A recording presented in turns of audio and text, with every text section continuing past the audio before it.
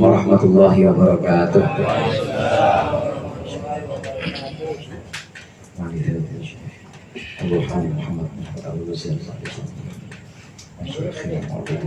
Al-Fatihah.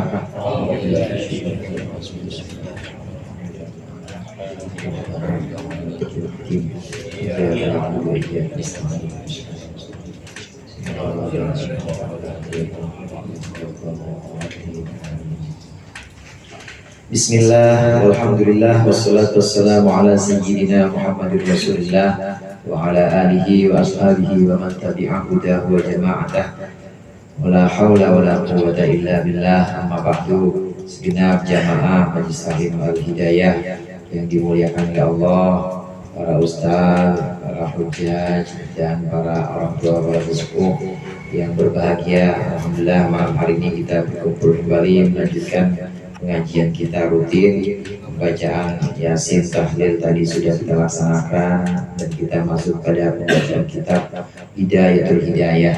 Kitab Bidayatul Hidayah, pembahasan kita sudah sampai pada sifatnya sholat atau bentuk-bentuk sholat. Hadirin jamaah rahimakumullah, dasar untuk menjelaskan bentuk-bentuk sholat dan bacaan-bacaan sholat itu adalah hadis Rasulullah, "Shollu kama ra'aitumuni usolli." Sholatlah kalian sebagaimana kalian melihat aku sholat. Bahwa ada yang pernah lihat Rasulullah sholat? Belum. Yang lihat sahabat lihat. Nah, di antara sahabat itu ada ulama us-sahabah atau orang-orang alimnya sahabat. Inilah yang nanti jadi guru-gurunya, seperti Abdullah bin Umar yang menjadi rujukan, kemudian Abdullah bin Abbas. Ada 3 Abdullah itu, Abdullah bin Umar, Abdullah bin Abbas, dan satu lagi Abdullah bin Mas'ud. Ini semuanya namanya Abdullah. Maka kadang-kadang disebut dengan Abadillah, disebut dengan Abdullah yang merupakan ulama us-sahabah, yang merupakan ulama orang-orang alimnya sahabat. Nanti murid-muridnya ini adalah dari jalur para ulama sahabat. Di antaranya juga dari Sayyidina Ali karramallahu wajhah. Nah, ada juga ulama-ulama, ada juga sahabat-sahabat yang memang merasa bukan saya tempat untuk meminta fatwa, jadi diserahkan kepada yang memang ulama sahabat. Yang 3 orang itu termasuk diantaranya. Kemudian dari ulama sahabat ini baru ada murid-muridnya sahabat, yaitu tabi'in. Orang yang bertemu sahabat, belajar dari sahabat bagaimana cara-cara sholat. Diriwayatkan dulu Nabi sholatnya kalau saat tasyahud awal bentuk kakinya kayak begini. Ketika berdiri bacaannya adalah ini Al-Fatihah dan seterusnya. Diriwayatkan dari riwayat. Kemudian setelah tabi'in, atba'ut tabi'in atau tabi'ut tabi'in, murid-muridnya tabi'in. Terus setelah tabi'ut tabi'in, ini langsung lalu ulama-ulama dari ulama salaf istilahnya. Seperti diantaranya adalah gurunya Imam Malik. Ini yang pertama menyusun hadis, ini adalah gurunya Imam Malik. Baru setelah itu generasi salaf, baru setelah itu ada imam madhab, yaitu Imam Malik, Imam Hanafi, Imam Syafi'i. Nah, kita dari guru kita dari gurunya lagi, gurunya terus sambung nyambung. Minimal kalau tidak ada sanad yang mutasil, minimal kita ikut Hadratus Syekh Kiai Haji Hasyim Asy'ari, ikut Nahdlatul Ulama, maka itu insya Allah sanadnya nyambung pada Rasulullah. Amin ya Pak? Amin. Sanad ini adalah dasar ilmu agama. Jadi ilmu agama harus diriwayatkan dari sahabat kepada tabi'in, dari tabi'in kepada tabi'in, kepada generasi salaf, kepada ulama fikih, terus sampai kepada kiai-kiai kita. Jadi nggak bisa belajar dari ngarang-ngarang, nggak bisa, harus riwayat. Nggak bisa dengan pemikiran murni.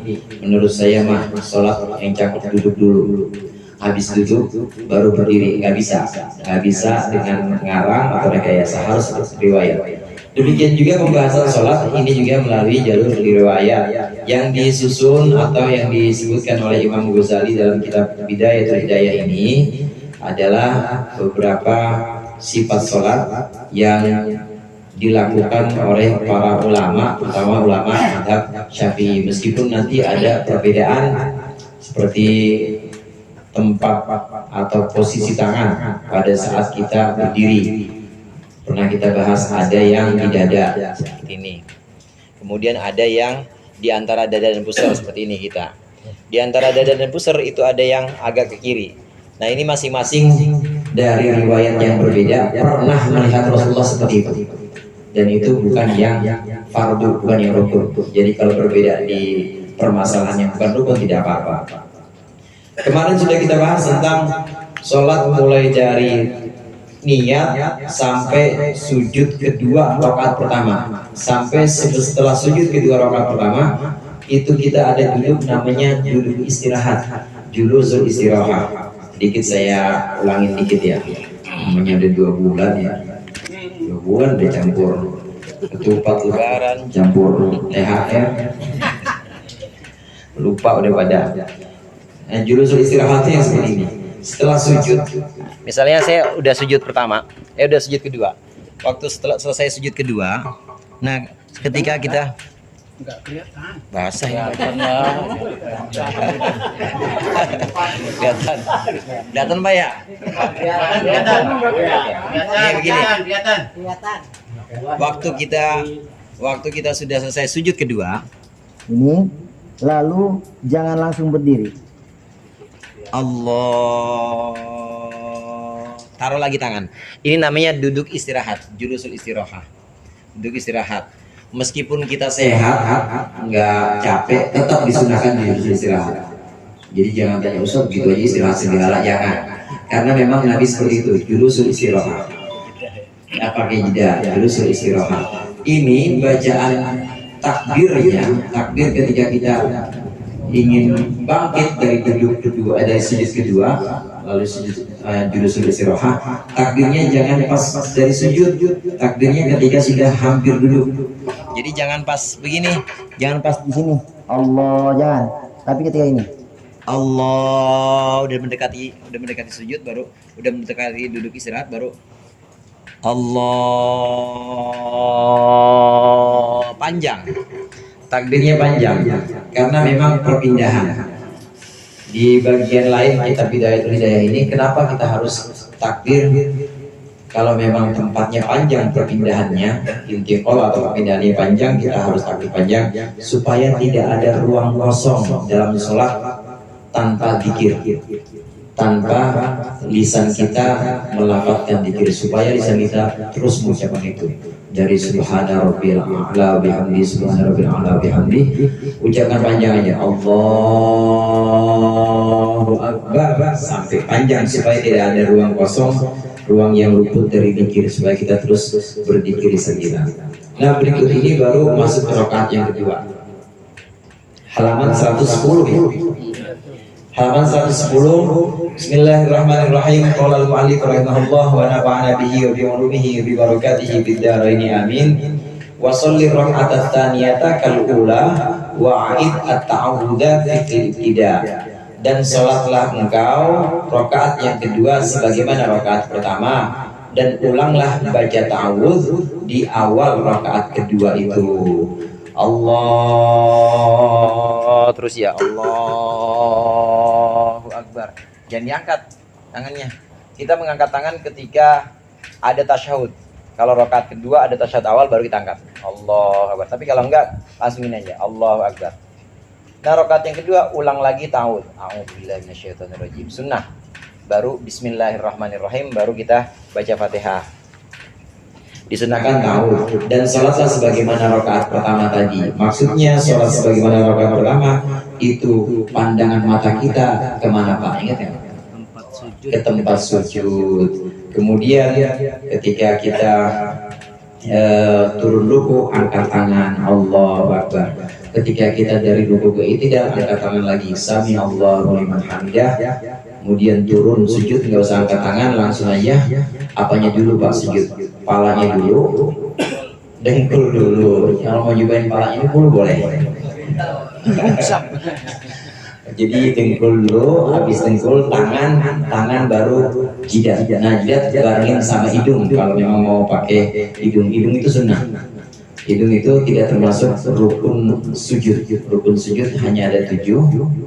jidat, 2 telapak tangan, 2 lutut, dan 2 ujung kaki bagian dalam.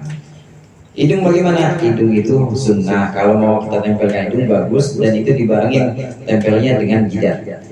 Demikian gambaran rakaat kedua sama dengan rakaat yang pertama. Mulai dari pandangan matanya ke tempat sujud, kemudian cara mengangkat tangan ketika perpindahan itu sama dengan rakaat pertama. Tsumma jlis fi rakaat tsaniyah. Kemudian duduklah di rakaat yang kedua, litasyahhudil awwali, untuk tasyahud awal kalau memang salatnya yang ada tasyahud awalnya. Kemudian wada'al yadal yumna fit tasyahhudil awwal 'alal fakhiril yumna, dan letakkanlah tangan kanan di atas paha yang kanan, maqbudatal asabi'i, dengan menggenggamkan seluruh jari-jari, illal musabbihata wal ibham, kecuali telunjuk dan jempol, jangan digenggamkan, kecuali telunjuk dan jempol. Fatur silahuma, maka engkau biarkan telunjuk dan jempol. Wansyur yang yumnaka inda qaulika illallah, dan lepaskan atau bangkitkanlah telunjuk yang kanan ketika ucapanmu illallah, la inda qaulika la ilaha illallah, bukan saat la ilaha illallah.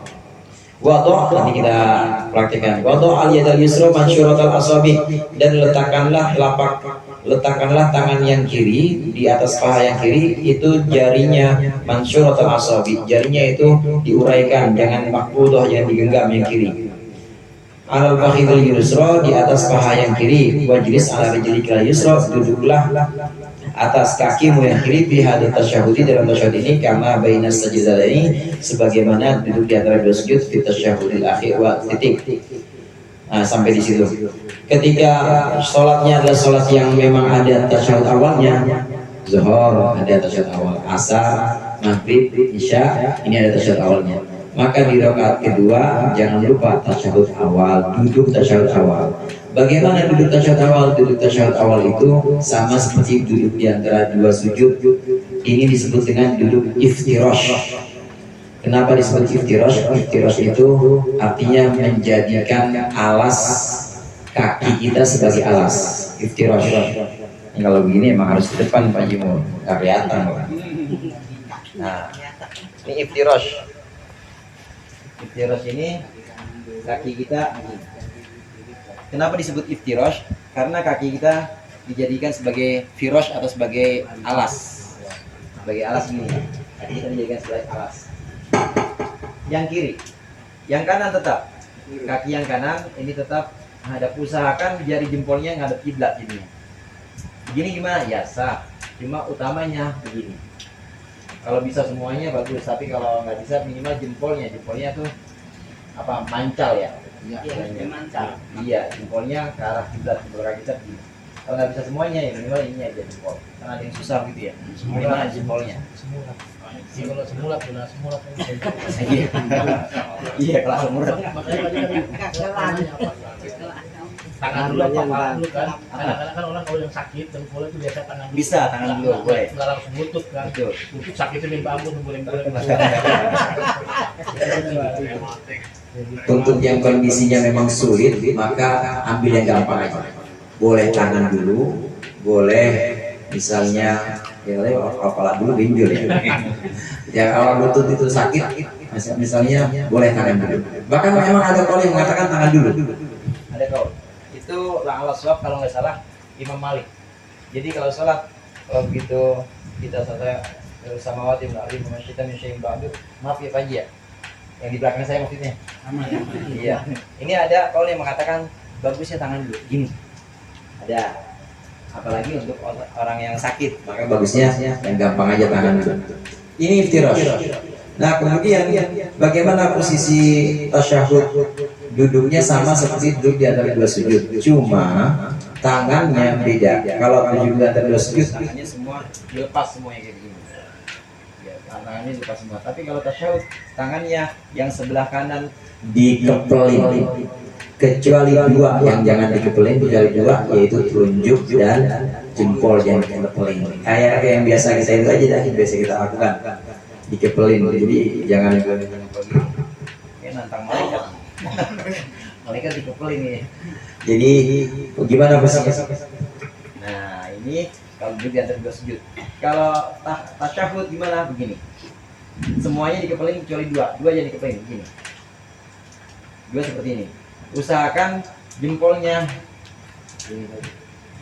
jempolnya itu lurus, jempol dan telunjuk. Jempolnya menghadap kiblat. Jadi gini. Dalam ibarah lain atau Ungkapan lain di kitab Fathul Mu'in itu ungkapannya ka'aqidi salatah wa khamsin, seperti orang yang bikin huruf 53 gini 53.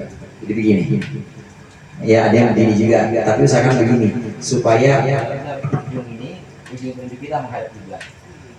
nah dari pembahasan yang sudah kita baca tadi ini saat lafaz asyhadu an la ilaha illallah, saat illallah ini kita angkat telunjuk kita, jadi diangkatnya ketika illallah, bukan saat la ilaha illallah, tapi saat illah, asyhadu an la ilaha illallah. Pandangan mata pindah, pandangan mata yang tadinya sujud pindah ke telunjuk, pindah ke telunjuk, asyhadu an la ilaha illallah. Ngelirik aja, kepalanya jangan ikut besar illallah. Jadi cukup ngelirik aja pandangan mata yang tadi di tempat sujud, kemudian ke tempat ini, ke telunjuk ketika mengucapkan illallah. Saya tambahkan sedikit di situ, belum dibaca. Ini namanya iftirash karena menjadikan telapak kiri kita sebagai alas, iftirash itu alas. Kemudian tasyahud akhir bagaimana? Tasyahud akhir namanya tawarruk. Warok itu artinya ini. Warok ini artinya bokong. Kenapa disebut tawarruk? Karena kita menjadikan bokong kita sebagai alas. Namanya tawarruk. Ini tasyahud akhir. Tasyahud akhir seperti ini, sama posisi kakinya yang kanan itu mancal. Usahakan minimal jempolnya itu yang madep ke kiblat. Yang lainnya kalau bisa ya syukur, kalau nggak bisa nggak apa-apa. Pol ini madep ke kiblat. Gimana kalau begini? Ya boleh begini juga. Kalau dia nggak bisa, Kakinya begini nggak mancal. boleh. Cuma yang utama itu mancal. Bedanya tawarruk dengan iftirash kurang lebih seperti itu. Lalu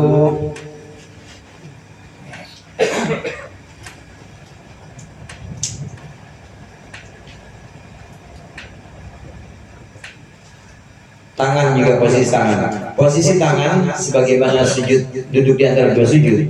Yang kiri ini jangan melebihi lutut. Jadi kalau lutut kita begini, ya udah pas ujung jari adalah awal lutut. Ujung jari pas di awal lutut, artinya di sini. Jangan kelebihan begini juga. Jangan juga terlalu ke atas. Kalau kanan?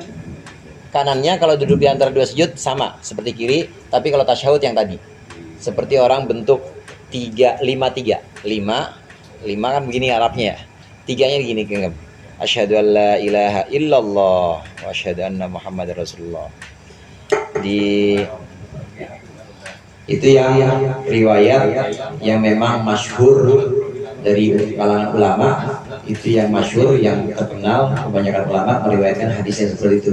Saya belum pernah tahu ada ulama yang meriwayatkan, mungkin karena saya ngajinya kurang kali gitu ya, belum pernah tahu ada riwayat kemudian ulama yang meriwayatkan bahwa itu setelah illallah digerak-gerakin begini.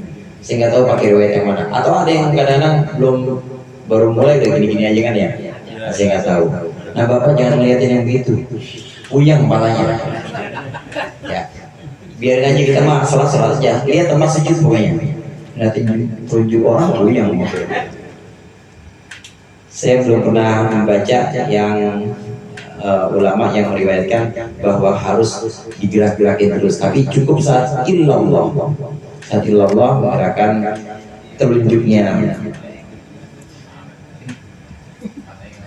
Nah kemudian ini yang tawarruk atau duduk tasyahud akhir. Wajlis ala rijlikal yusra, dan duduklah di atas, udah tadi itu. Wa fit tasyahudil akhir, dalam tasyahud akhir mutawarrikan dan duduk langkau dalam keadaan tawarruk yang tadi kita sebutkan, menggunakan bokong. Jadi yang dijadikan alas itu bukan firash kita, bukan telapak kaki, tapi yang dijadikan alas itu adalah bokong kita.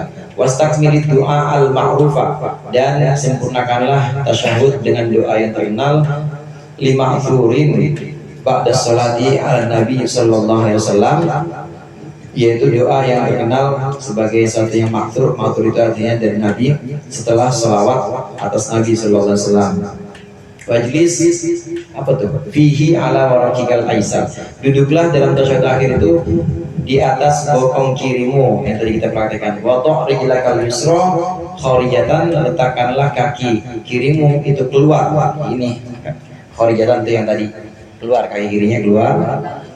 Min tahtika, di bawah kakimu. Wansib al-qadam al-yumna, kemudian telapak kaki kanan dibuat berdiri. Tadi sudah kita praktekkan.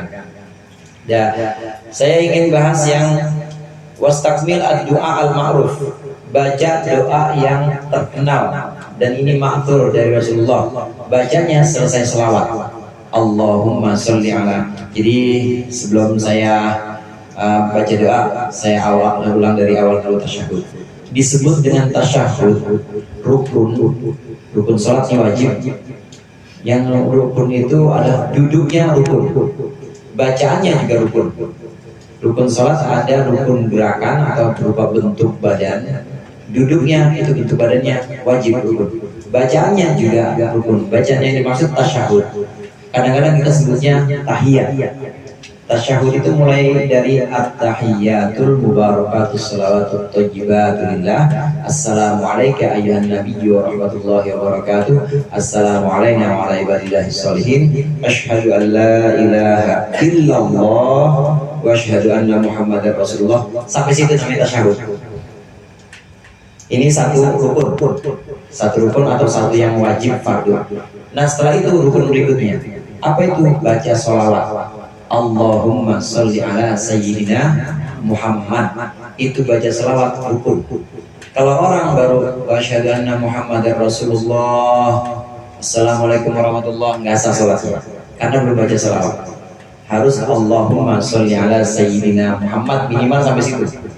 Yang wajib ya harus dipenuhi minimal sampai Allahumma. Kalau nggak pakai Allahumma sholli ala sayyidina Muhammad, nggak sah. Bagaimana kalau yang lengkap? Allahumma sholli ala sayyidina Muhammad wa ala ali sayyidina Muhammad kama shallaita ala sayyidina Ibrahim sampai fil alamin innaka Hamidum Majid. Itu yang lengkap. Itu namanya sholawat untuk Nabi dan untuk keluarga Nabi, juga untuk leluhur Nabi yaitu Nabi Ibrahim. Nabi Ibrahim itu kan leluhurnya Nabi Muhammad. Nabi Ibrahim punya anak Nabi Ismail dari istri muda padahal. Nah, dari istri yang tua yaitu Siti Sarah, ini belum punya anak. Siti Sarah menikah dengan Nabi Ibrahim ya sampai usia kira-kira Nabi Ibrahim sampai usia 70 tahun kira-kira. Nah, 70 tahun belum punya putra, belum punya anak Siti Sarah. Akhirnya Siti Sarah kasih hadiah buat suaminya yaitu Siti Hajar buat dinikahin lagi. Ada nggak bini yang gitu?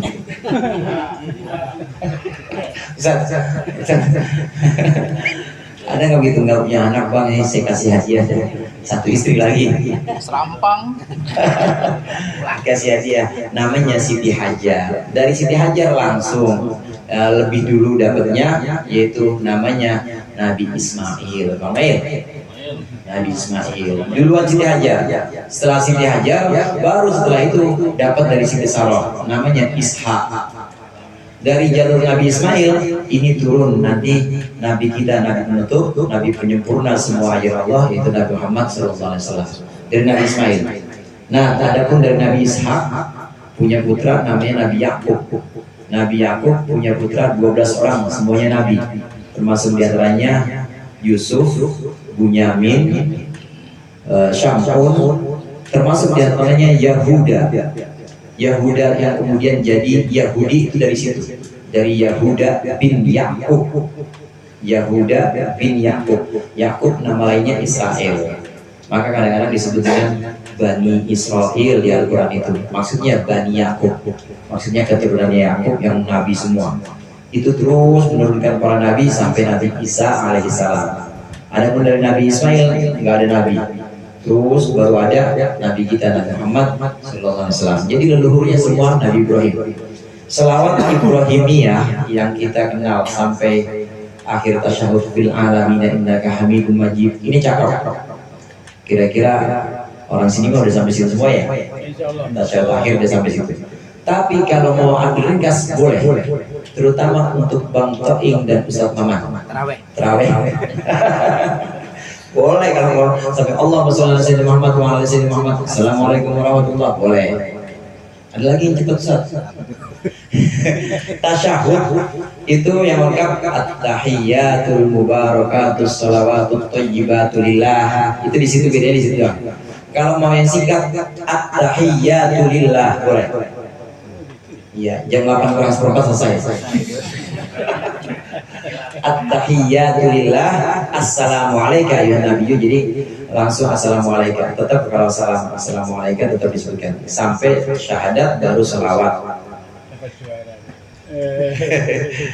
Nah, disebutkan di sini selesai kita membaca sholawat untuk Nabi Muhammad SAW dan juga kalau mau sempurna untuk keluarga Nabi Muhammad yaitu sholawat Ibrahimiyah, maka bacalah doa yang terkenal yaitu Allahumma inni a'udzubika min adzabil qabri wa min adzabin nar wa min fitnatil mahyaya wal mamat wa min syarri fitnatil masiihid dajjal.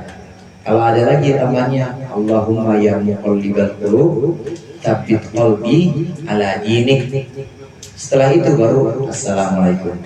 Jadi selesai fil alamin innaka hamidum majid. Fil alamin innaka hamidum majid. Allahumma inni a'udzubika min adzabil qabri wa min adzabin nar min fitnatil mahya wal mamat wa min syarri fitnatil masiihid dajjal. Allahumma ya muqallibal qulub tsabbit qalbi ala dinik. Assalamualaikum warahmatullahi. Itu kalau sholatnya, sholat sendiri. Kalau jadi imam, apalagi makmumnya protes mulu, makmumnya di KM, besok bocornya jadi imam. Jangan, makruh. Kecuali kita jadi imam untuk kalangan khusus yang memang makmum kita ridho, makmum kita senang kalau kita imamin.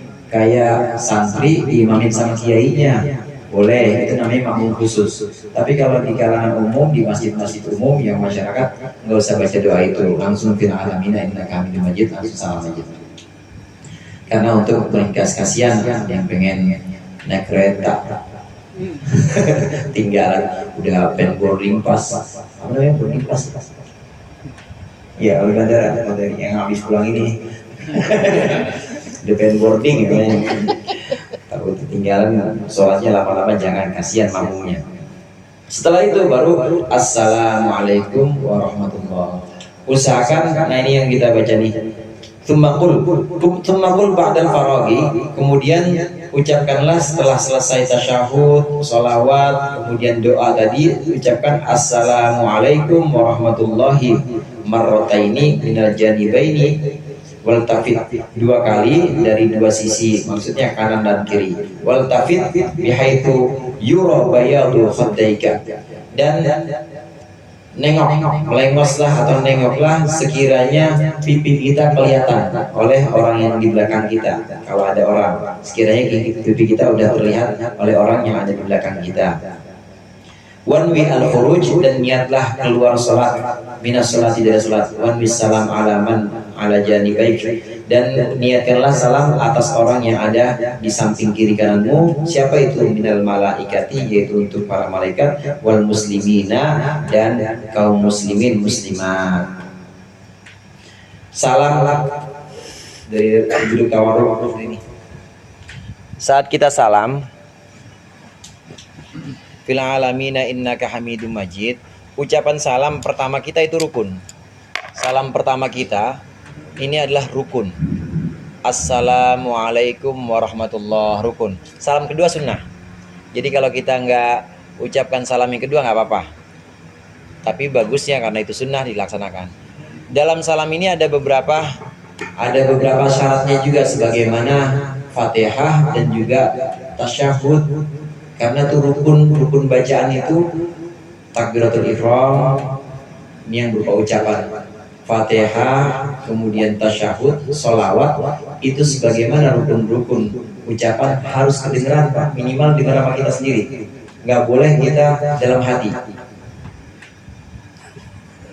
Kedengeran ya? Bang, mau sholat mingkem aja bang. Dalam hati salam buah, nggak sah. Minimal diri kita. Assalamualaikum. Minimal diri kita kedengeran. Salam, tasyahud, fatihah, dan takbiratul ihram, salawat juga. Allahumma sholli ala sayyidina Muhammad wa ala ali sayyidina Muhammad. Itu minimal kedengeran oleh diri kita sendiri dalam kondisi normal. Maksudnya dalam kondisi normal, bukan dalam keadaan bising. Kalau dalam keadaan yang bising, ya di samping di mana Pondok Cabe ya, ada bandara tuh berisik, ada pesawat. Kita udah biasanya kedengeran, tapi kalau ada pesawat nggak kedengeran nggak apa-apa, karena udah bukan kondisi yang biasa. Salam ini syaratnya diantaranya wajib terdengar minimal diri sendiri, kemudian wajib pakai alif lam. Assalamualaikum, nggak boleh nakiroh, nggak boleh assalamualaikum atau assalamualaikum, nggak boleh. Kalau baca maulid masih boleh, ya Nabi salam alaika, masih boleh, emang nggak ada alif lamnya. Tapi kalau salam dalam sholat, terutama yang pertama, wajib assalamualaikum, nggak boleh assalamualaikum. Apalagi langkum, ya langkum. Langkum itu nggak sah, minimal assalamualaikum. Bagusnya assalamualaikum warahmatullah. Ketika sudah assalamualaikum sampai kum tuh niat keluar sholat, dan ini tidak wajib. Kalau bapak-bapak mau niatnya di situ assalamualaikum dalam hati, niat keluar sholat warahmatullah, jadi udah keluar dari sholat kita. Kalau nggak niat nggak apa-apa. Kenapa saya sampaikan seperti ini? Karena memang dalam pembahasan lain tidak ada rukun sholat itu rukun niat keluar sholat. Itu dalam pembahasan yang lain tidak menyebutkan itu sebagai rukun. Jadi asal udah assalamualaikum udah keluar otomatis, nggak usah pakai niat. Asal jangan, kalau kita mau melakukan boleh bagus, asal jangan dilakukan sebelum salam. Kalau sebelum salam kita niat sholat, batal sholatnya. Meskipun udah ujung. Jadi sholat itu seketika itu juga batal. Kalau udah niat pengen keluar, batal seperti itu juga. Tapi kalau puasa enggak, puasa baru niat doang, mampir es kelapa, baru niat doang, asal belum minum nggak batal. Tapi sholat lagi baca Fatihah atau lagi ruku ada niat, gue batalin batal langsung keluar sholat. Seketika itu ya batal. Oleh karenanya niat keluar sholat ini setelah assalamualaikum baru niat keluar sholat. Tapi kalau nggak niat nggak apa-apa, otomatis sudah keluar. Nah, satu lagi yang barusan kita baca, saat kita mengucapkan salam, maka ini bayangkan, niatkan juga salam kita ini untuk orang yang ada di kiri kanan kita dan untuk makhluk yang ada di kiri kanan kita, yaitu para malaikat. Malaikat itu Pak, saat kita Allahu Akbar, kalau sholat kita benar, itu malaikat baris dari tempat kita berdiri sampai arsy, malaikat baris ngikutin sholat kita. Emang nggak ada yang pernah lihat? Sama saya juga nggak pernah lihat. Baris itu Pak, baris ngikutin sholatnya kita. Karena jadi kayak ini gambarannya seperti kita seorang tamu istimewa yang ingin menghadap pada Allah, itu bikin pagar betis. Jadi cuma kita dengan Allah aja. Oleh karenanya haram orang lewat orang yang sholat di depan orang yang sholat itu haram. Karena itu udah malaikat aja dijagain, saking aja nggak digabung malaikat aja. Kalau dijagain bikin pagar betis itu. Nah, disunahkan seperti itu. Haram di sini maksudnya supaya saya clear gitu ya. Haram di sini lewat di depan sholat, di depan orang sholat kalau tidak ada pembatas. kalau tidak ada pembatas, dan kalau orangnya itu sudah orang yang sholat sudah hati-hati betul tapi masih lewat juga, maka haram. Tapi kalau sudah ada pembatasnya, pembatas yang dimaksud sejadah termasuk pembatas. Asal kita ada pakai sejadah, berarti depan sejadah udah nggak apa-apa lewat, udah tidak haram. Walaupun bagusnya nggak seperti itu, jangan. Asal udah ada pembatas seperti sejadah. Atau kalau kita nggak punya sejadah, ya pura. Taruh kayak di Taruh di depan. Ini buat batas saya, ini buat batas sholat saya. Itu. Orang lewat depan situ nggak apa-apa, boleh. Yang sekarang umumnya pakai ini pakai sejadah. Memang dulu ada namanya sutroh. Nah sutroh itu sebenarnya adalah artinya batas, satir orang Jawa namanya. Sutroh itu batas, itu bisa dibuat pakai apa aja, pakai sejadah bisa, sejadah sutroh. Kemudian kalau kita naruh kacamata dan kita niatkan sebagai penghalang kita atau batas sholat kita, sutroh juga. Jadi nggak perlu juga terus dibikinin papan-papan, kemudian kayak kuburan. Masjid atau kuburan kalau ada tulisan di tengah orang sholat, itu cukup dengan sejadah atau karpet. Apalagi karpet masjid sekarang kan udah ada garisnya. Nah itu udah termasuk sutroh, udah termasuk penghalang. 2 rakaat sudah sampai tasyahud awal sudah, tasyahud akhir juga sudah. Kemudian niatkan ya, usahakan juga salam itu, kita usahakan ketika kita salam ucapkan ucapan awal salam assalamualaikum, itu usahakan kita masih madhep kiblat. Assalamu itu masih madhep kiblat. Assalamualaikum baru boleh. Jadi awal assalam madhep kiblat dulu. Jangan langsung assalamualaikum, jangan. Tapi assalamualaikum warahmatullah. Assalamualaikum warahmatullah. Kalau saya biasanya pakai yang ada di, saya lupa kitabnya. Assalamualaikum di depan, warahmatullahnya belakang. Saya biasa pakai yang itu. Atau boleh juga assalamualaikum warahmatullah, boleh juga, nggak diputus langsung. Wabarakatuh. Kalau ya. Oh, sampai warahmatullah. Iya, sampai selesai warahmatullah, baru ke depan lagi assalamualaikum warahmatullah. Begitu Pak Haji maksudnya. Selesai? Oh iya, nggak apa-apa, nggak apa-apa. Assalamualaikum warahmatullah, apa boleh. Cuma bagusnya karena tadi kita bermaksud mengucapkan salam untuk makhluk yang ada di kiri kanan, maka bagusnya jangan ke depan semua. Assalamualaikum warahmatullah. Assalamualaikum warahmatullah. Bagusnya sampai ke kiri kanan. Dan cukup ini aja pipinya, kira-kira pipi kita kelihatan mau belakang. Jangan sampai dadanya ini berpaling dari kiblat, karena kalau dada berpaling dari kiblat batal salatnya. Sampai assalamualaikum warahmatullahi wabarakatuh. Salam pun boleh.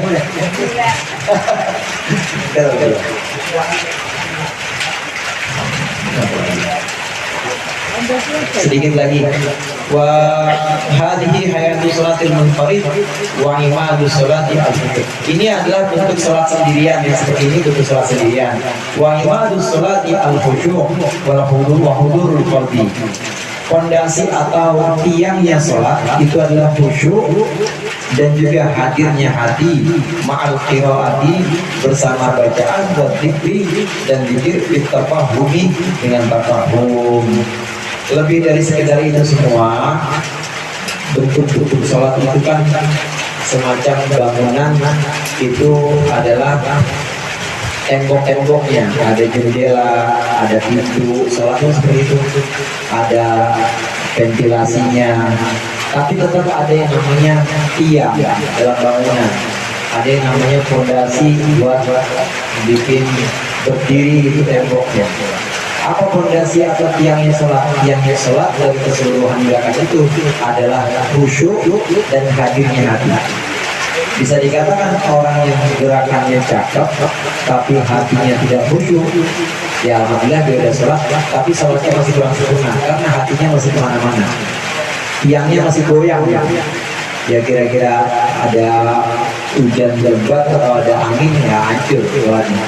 Ya digodain dikit sama biduan gara-gara sholatnya goyang, usuk. Begitu juga hadirnya hati itu adalah tiap. Hadirnya hati maksudnya di sini, dimaksudnya di sini saat kita baca Bismillahirrahmanirrahim, hati kita memahami. Alhamdulillahirabbil alamin. Hati kita paham segala puji bagi Allah. Subhanallahil azim wa bihamdihi. Hati kita paham. Maha. Kalau nggak paham, minimal kita Allah Allah aja. Subhanallah, subhanallah, Allah, Allah, Allah. Karena kata Rasulullah, tidak ada sholat untuk seseorang itu tidak ada sholat seseorang kecuali apa yang dia pikirkan. Illa ma'uqila. Sholatnya seseorang adalah sesuai yang dia pikirkan. Begitu dia sholat yang dipikirkan Allah, Allah, Allah, jadi juga atau kualitasnya jadi kualitas yang paling top karena Allah Allah aja yang dipikir. Tapi begitu dia sholat mikirinnya Innova servis tadi. Jadinya Innova apa dia? Ada seberapanya dunia kan? Jadinya itu. Tapi kalau dia Allah, jadinya itu sholat. Karena kata Rasulullah, sholat itu adalah sesuai yang dipikirkan oleh orang yang sholat. Waktu itu dia menjadi dagang, ya sholatnya jadinya dagang. Gak bakal tanha anil fahsya wal munkar, gak bakal mencegah yang keji dan munkar. Kenapa sholat tidak mencegah keji dan munkar? Karena tadi itu tiangnya nggak kokoh, khusyuknya dan hadirnya hati itu nggak ada, cuma bentuk-bentuk doang. Makanya nggak bisa mencegah perbuatan keji dan munkar. Jadi habis sholat ya kadang-kadang masih maksiat, habis sholat kadang-kadang masih korupsi, karena hanya bentuknya doang, tiangnya goyah. Hadirnya hati goyah, bentuknya goyah, maka ketika ada ujian, ada godaan langsung datang. Nah kita dianjurkan selain tembok, kita dianjurkan untuk tiangnya yaitu khusyuk dan hadirnya hati ketika kita baca bacaan itu harap dipahami bacaan itu atau memang Allah Allah saja. Barangkali itu saja untuk kesempatan kali ini. Insyaallah kita lanjutkan minggu depan. Lebih kurangnya saya mohon maaf. Allahumma muwaffiq ila aqwamit thoriq. Assalamualaikum warahmatullahi wabarakatuh.